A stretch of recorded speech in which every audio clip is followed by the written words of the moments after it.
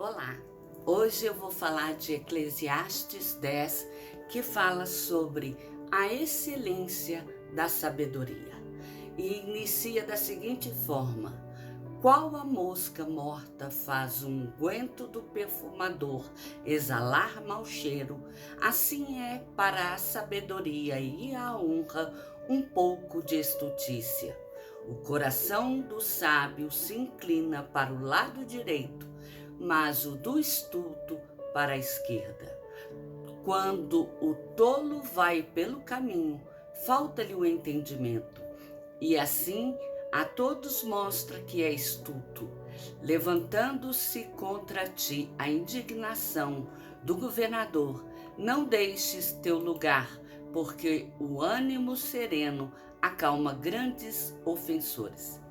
Eclesiastes 10 inicia com Salomão explicando que as palavras mal faladas e as ações sem propósitos e impensadas, estas são capazes de contaminar a boa fama de um homem, inclusive a de um homem sábio. Sendo assim, o homem deve manter em constante vigilância as suas palavras, os seus atos e ações. Só assim ele não será atingido pelo o que acontece ao seu redor. E seguindo o raciocínio aqui, Salomão faz uma advertência de sabedoria. Ele adverte ao homem ao não se deixar ser guiado por ações de raiva, de irritação por outras pessoas que chegam até ele. Que neste momento em que as pessoas vêm diante dele com furor, de forma afrontosa, esse homem ele deve se manter calmo e agir de forma comedida. Pois se ele se manter assim, centrado em seus pensamentos e ações, ele desviará de si e do ambiente em que está todo o ar de briga e furor que nele está pairando, e o valor de sua sabedoria será mais respeitado do que a fúria que está querendo ser introduzida naquele lugar. Ou seja, isso interromperá a valentia do outro, daquele que quer se gabar na presença da pessoa, na presença do governador. E continua Eclesiastes dizendo: ainda há um mal que vi debaixo do sol, erro que procede do governador. O tolo posto em grandes alturas, mas o rico assentado em lugar baixo. Vi servos a cavalo e príncipes andando a pé como servos sobre a terra. Quem abre uma cova, nela cairá, e quem rompe um muro, mordê-lo-á uma cobra. Quem arranca pedras será maltratado por ela, e o que racha lenha expõe ao perigo. Se o ferro está embotado e não se lhe afia o corte, é preciso redobrar a força, mas a sabedoria resolve com bom êxito. Se a cobra morder antes de estar encantada, não há vantagens ao encantador. Nessa parte, Salomão explica que o outro grande erro que ele notou debaixo do sol e sobre a terra foi a valorização que muitos líderes de muitas nações eles cometem, que é o de valorizar o homem tolo, o pobre, o inculto que possui relações com pessoas cultas e relevantes, mas que proporcionam benefícios do que valorizar diretamente a pessoa culta e relevante. Ou seja, ele prefere valorizar aquelas pessoas que não têm muita relevância social, como um servo, como um empregado, um pobre. Mas ele tem um conchavo, ele tem uma amizade que ela é exaltada. Então, por causa dessa amizade, ele acaba ocupando o lugar das pessoas que realmente deveriam estar ocupando aqueles postos, que devem ser gloriados. Ou seja, eles dão valor aos que podem ser moldados e manuseados segundo os seus interesses, do que o príncipe que não se deixa corromper. Contudo, esquecem que estas mesmas pessoas, ao fim, serão motivo da queda de seus projetos e intenções, porque aqueles pobres, aqueles servos, aquelas pessoas simples que foram colocadas em lugar de exaltação, em vez de se colocar ali as pessoas sábias, essas pessoas ocuparam aquele cargo por corrupção, por conchavo.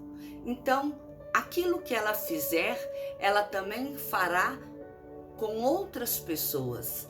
E na hora que as coisas apertar, na hora que a verdade começar a vir à tona, ela arrumará um jeito de escapar de ser punida por aquilo que ela fez, porque ela não tem comprometimento algum com a nação, com o povo que o exalta. Ela tem compromisso apenas consigo mesmo, com seus desejos, com seus anseios. E continua dizendo Eclesiastes: nas palavras do sábio há favor, mas ao tolo os seus lábios devoram. As primeiras palavras da boca do tolo são estultícia, e as últimas loucura perversa. O estulto multiplica as palavras, ainda que o homem não sabe o que sucederá. E quem lhe manifestará o que será depois dele? O trabalho do tolo o fadiga, pois nem sabe ir à cidade. Aqui, as palavras do homem sábio têm favor, porque elas entendem as dificuldades da vida e o esforço, o trabalho que o homem tem em empenhar as realizações de qualquer plano ou ato. Assim, ele é condescendente naquilo que diz. Já o tolo, ele não sabe se portar e agir. Ele não se preocupa em levar em conta o esforço da outra pessoa, aquilo que ela teve que abrir mão, o tempo que ela teve que empenhar para fazer aquilo que ela fez. Ela tem ou terá que pôr em prática o que é exigido que seja cumprido. Para ele, o que importa é apenas adquirir proveito e conseguir o que deseja, porque o sábio, ele se preocupa com ele e com todos os que estão ao seu redor, e principalmente com as palavras que ele fala, porque ele sabe que essas palavras, as suas ações, trarão um reflexo sobre a sua vida. Quanto ao tolo, esses não têm comprometimento com nada, por isso são estultos, eles são pessoas que agem no lado escuro, na surdina, para corromper aquilo que bom ele pode ser feito. E no final, essa pessoa que agiu de forma na surdina, ela não sabe nada sobre a vida. Inclusive, ela não tem capacidade de ir ao centro da cidade, ou seja, ela não tem capacidade de se apresentar diante de autoridades ou de outras pessoas para requerer, para exigir ou para colocar em prática e apresentar aquilo que ele gostaria de fazer. E continua: ai de ti, ó terra, cujo rei é criança e cujos príncipes se banqueteiam já de manhã. Ditosa tu, ó terra, cujo rei é filho de nobre e cujos príncipes se assentam à mesa a seu tempo para refazerem as forças e não para bebedice. Aqui, Salomão faz uma exaltação a nação que teme ao Senhor e anda segundo os seus preceitos e mandamentos, pois essa será próspera, ela será abençoada entre todas, pois os seus líderes são homens que se sujeitam aos ensinamentos divinos e procuram andar de forma honrosa. Elas procuram andar no momento propício e falar de maneira correta. Já os reis que agem como criança não passam de pessoas mimadas que se importam em apenas satisfazerem os seus desejos. Por isso, tanto faz se ele participa de banquetes, de bebedeiras pela manhã, ou pela tarde, ou pela noite. Enquanto ao homem nobre, o filho do rei e os príncipes que realmente trazem força àquela cidade, eles não são dados a essas bebedices, principalmente fora de hora. E continua Eclesiastes: pela muita preguiça desaba o teto, e pela frouxidão das mãos goteja a casa.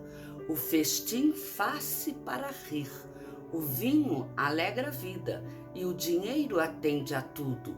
Nem no teu pensamento amaldiçoes o rei, nem tampouco no mais interior do teu quarto o rico, porque as aves do céu poderiam levar a tua voz, e o que tem asas daria notícias das tuas palavras. O fim de Eclesiastes 10. Salomão, ele traz uma advertência, que o fim do homem é fruto de suas próprias ações, dos atos e daquilo que a sua mão faz, que agem sem valorizar o serviço que fazem ou colocar em prática os corretos ensinamentos que lhes foram transmitidos pelos sábios da terra. Ao contrário, andam de forma descomprometida e ociosa, e essa forma de se portar é transmitida aos poderosos da terra, porque nessa ociosidade ela acaba deixando falar uma palavra mal falada, escapar uma fofoca, algum comentário indevido, e esse comentário acaba caindo em ouvidos de quem não deveria cair. E uma vez que aqueles comentários são ouvidos, eles podem voltar na vida daquelas pessoas, trazendo maldições sobre ela. Então, eu encerro aqui Eclesiastes 10, mostrando a excelência da sabedoria, porque a excelência da sabedoria é aquilo que faz com que o homem, ele tenha um planejar, ele tenha uma ação que seja digna de reconhecimento e seja digna de honra. Que de nada adianta a pessoa ter uma posição social se ela não é sábia, porque com certeza todas as ações que ela tiver, elas serão ações de morte ou ações que envergonharão aquele povo. Elas trarão indignação tanto ao governador daquele povo, quanto desespero à alma que está ouvindo aquilo, e que quando o governador ele se irrita com aquilo que ele ouviu, se a pessoa pelo menos ela se manter calma e deixar a conversa parar por ali, ela não render, ela não dar, pôr lenha no fogo e continuar aquelas discussões, logo elas morrerão e se abrandarão até chegarem ao fim. Porém, se o homem, quando alguém vier lhe corrigir, tratar ele na mesma altura em que a pessoa chegou para lhe dizer, por exemplo, se eu estou com raiva e chego para falar com alguém com raiva e a outra pessoa me responde com raiva, em retorno, automaticamente o cérebro humano vai fazer com que a pessoa haja no mesmo ímpeto. Porém, se a pessoa vier com raiva para falar uma coisa, mas a outra for uma pessoa mansa, discreta e souber lidar com esse nervosismo, ela fará com que a pessoa que se chegou naquele momento da ira, ela venha se acalmar. E ainda mostra que não se deve dar lugar àquele que não merece ocupar aquele posto. O posto de cada pessoa, o lugar em que ela ocupa, só deve ser ocupado por aquele que genuinamente merece aquele lugar. Porque qualquer outro ocupará aquele lugar por corrupção, ou seja, apenas por interesse próprio. Porque na hora que a coisa apertar, na hora que ficar difícil, ela sairá dali sem se preocupar em olhar para trás ou tentar ajudar aquele que ficou. O problema será apenas transferido para outra pessoa. E essas mensagens, elas devem ser guardadas no coração de cada pessoa, para que nós possamos policiar como têm sido as nossas falas, as nossas ações e o lugar que nós ocupemos. Não devemos ocupar aquilo que não nos pertence. Não devemos almejar aquilo que não é nosso, mas devemos policiar a nossa boca. Devemos vigiar o que passa no nosso coração.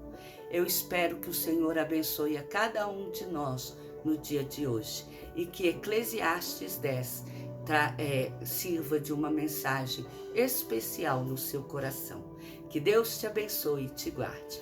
Mais uma vez eu lembro, vá no YouTube, faça-se inscrição no meu canal. Ele é Miriam Araújo. Deus cuida de mim. Que Jesus te abençoe.